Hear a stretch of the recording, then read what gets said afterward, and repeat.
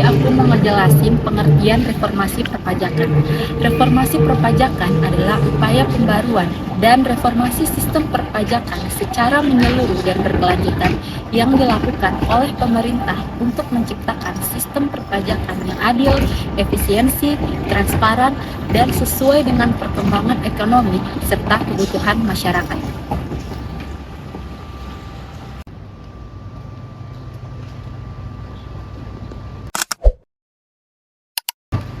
Jadi latar belakangnya itu reformasi diadakan karena sistem yang lama itu kurang efektif.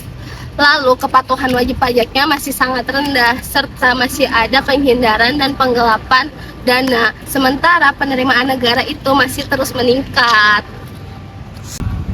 Apa sih tujuan reformasi perpajakan? Sini. Tujuan reformasi perpajakan itu meningkatkan penerimaan negara, mewujudkan keadilan dalam penggunaan pajak, meningkatkan kepatuhan dan kesadaran wajib pajak, memperbaiki kualitas pelayanan perpajakan, dan mendukung pembangunan nasional.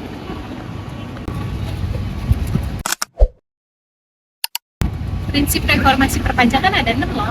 Yang pertama keadilan, yaitu equity. Pemungutan pajak dilakukan sesuai kemampuan. Contohnya apa sih? Contohnya orang yang berpenghasilan lebih tinggi akan membayar pajak lebih besar dibanding orang yang berpenghasilan lebih rendah. Yang kedua ada efisiensi, pensederhanaan. Contohnya kayak sekarang nih, pendaftaran pajak sekarang kan ada online ya, jadi lebih mudah dan jelas dalam efisiensi waktu. Yang ketiga ada kepastian hukum, yaitu pemungutan pajak yang jelas dan konsisten. Contohnya apa sih? Kayak pembayaran tengah waktunya sesuai undang-undang. Yang keempat itu kesederhanaan sistem pajak, mudah dipahami dan dijalankan. Yang kelima transparansi, pengelolaan pajak bersifat terbuka. Yang keenam adalah akuntabilitas, pengelolaan pajak yang bertanggung jawab. Lalu di sini saya akan menjelaskan aspek reformasi perpajakan. Aspek reformasi perpajakan terdiri dari 3 pilar utama. Pilar pertama adalah reformasi kebijakan perpajakan. Aspek ini berfokus untuk menyempurnakan regulasi atau aturan main perpajakan seperti perubahan tarif dan perluasan basis pajak.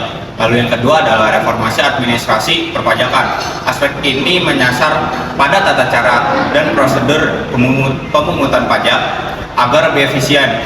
Contohnya nyatanya adalah transformasi dari sistem manual ke digital. Lalu yang ketiga adalah reformasi sumber daya manusia.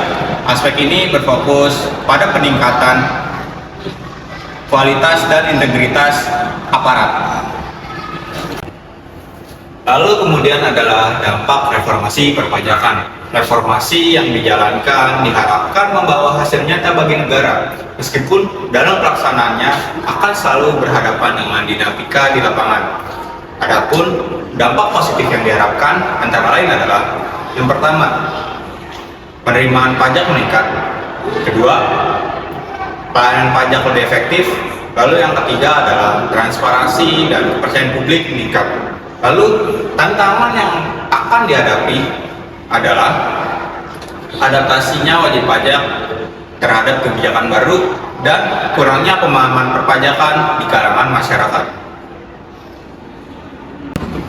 Jadi kesimpulannya, reformasi itu upaya pemerintah untuk memperbaiki sistem yang lama agar lebih adil, efisien, transparan, dan mengikuti perkembangan ekonomi. Reformasi ini juga dilakukan karena sistem yang lama itu kurang efektif dan kepatuhan wajib pajaknya masih sangat rendah. Sementara penerimaan kebutuhan negara terus meningkat. Tujuannya adalah di sini meningkatkan penerimaan negara, menciptakan keadilan pajak, meningkatkan kepatuhan wajib pajak, serta memperbaiki pelayanan perpajakan dengan melandaskan prinsip keadilan, efisien, kepastian hukum, lalu kesederhanaan dan transparansi.